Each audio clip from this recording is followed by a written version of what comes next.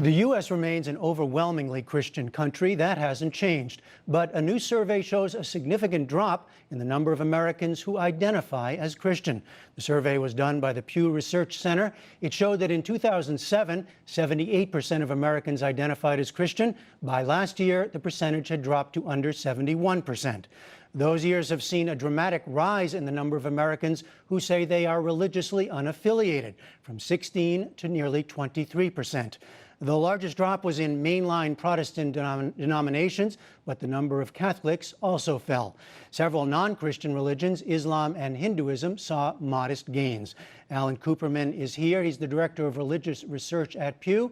Also with us is Reverend Serene Jones, President of the Union Theological Seminary in New York City. And welcome to both of you. And Alan Kuperman, let me start with you. One aspect of this that might surprise people is just how widespread this drop is. Did that strike you? Absolutely, Jeff. I mean, I think the important thing for people to realize is this is really widespread, broad-based social change. It's taking place not just in the big cities or in the Northeast. It's taking place in every region of the country, including the Bible Belt, among men and women, among blacks, Latinos, and whites, among older people and younger people, and among people with college degrees and those with only high school degrees. And Dr. Jones, does it jibe with what you see happening around you? Are you surprised at all?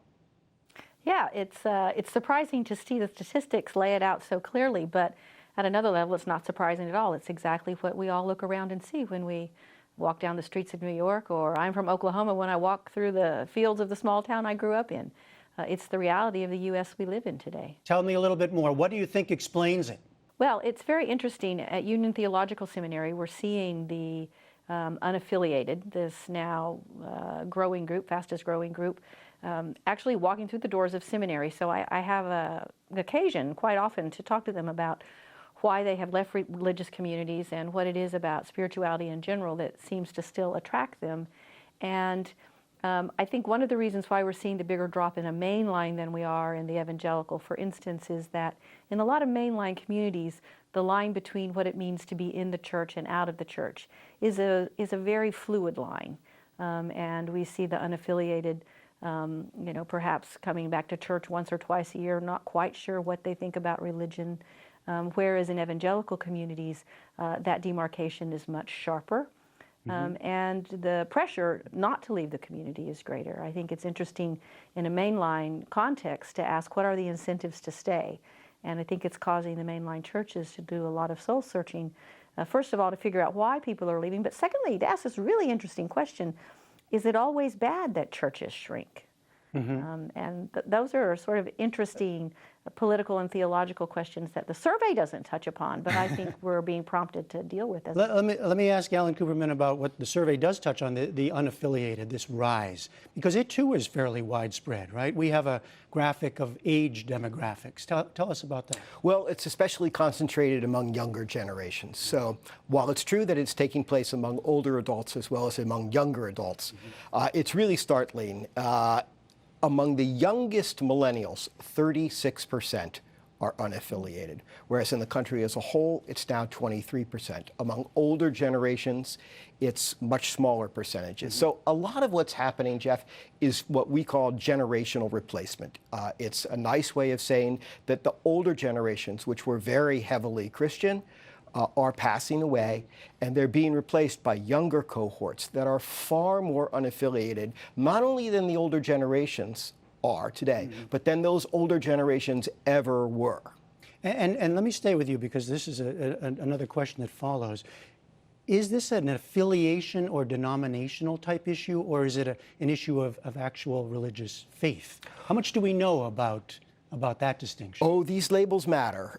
Now, of course, within every religious group and within every group of people who identify themselves as Christians, there is a spectrum. There are people who don't believe, and there are people who are very strong believers. There are people who attend church regularly and people who seldom or never go. Within every group, there's a spectrum. But for sure, Jeff, those who are unaffiliated are much less likely to attend religious services. They pray less often. Religion is less important to them. And there are also political concomitants. For example, the unaffiliated as a whole lean almost as strongly Democratic as white evangelical Protestants lean Republican. Well, Serene Jones, you asked that question about how much this matters to particular churches and particular denominations. Can you begin an answer here for us? Well, it's a challenge to all the denominations, the mainline in particular, I'm most familiar with the Union, to ask why this drift is happening. But I think one of the biggest challenges when asking that question is to say, look, religion is not like going to, it's not a campaign, it's not a sport event, it's not about numbers. It is, though, interesting to look at demographics and say, what do they tell us about the world in which these religious communities find themselves? And one of the interesting things I'm seeing at Union, and the demographics in the new study bear this out, is the religiously unaffiliated are growing in numbers, but we're also seeing an uptake in the numbers of Pentecostal and charismatic Black and brown Christians coming to seminary.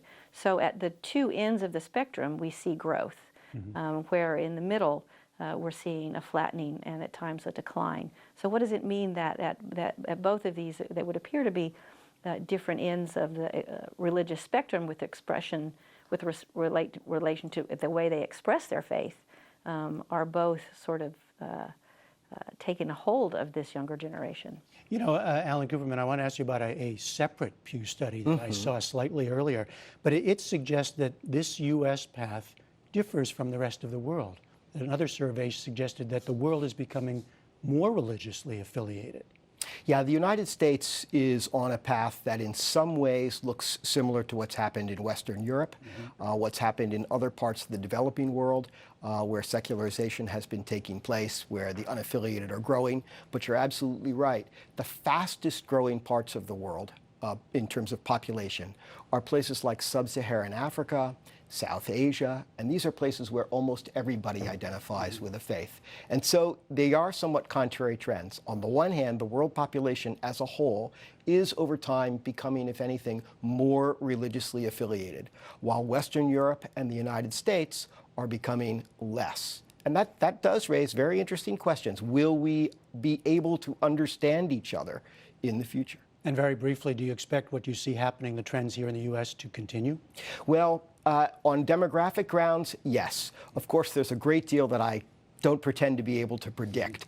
But when we see the younger generations increasingly unaffiliated, and even the younger millennials more unaffiliated than older millennials, I see no reason to think that this is, at least in the immediate future, going to turn around. 50 years from now, 100 years from now, I can't possibly know. We'll talk then. Alan Cooperman and Dr. Serene Jones, thank you both very much.